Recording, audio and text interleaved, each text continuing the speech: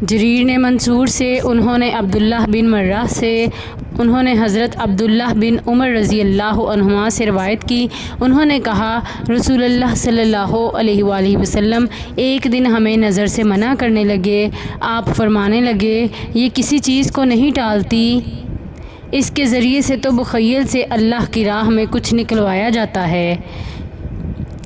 حضرت عبداللہ بن عمر رضی اللہ عنہما فرماتے ہیں کہ نبی اکرم صلی اللہ علیہ وآلہ وسلم نے ارشاد فرمایا، قیامت کے دن رحم آئے گا اور تکلے کے سرے پر مڑے ہوئے لوہے کی طرح اس میں گھاؤ ہوگا اور یہ فصیح و بلیغ زبان میں گفتگو کرے گا، چنانچہ جس نے اس کو ملایا ہوگا اس کو ملا دیا جائے گا اور جس نے اس کو کاٹا ہوگا اس کو کاٹ دیا جائے گا۔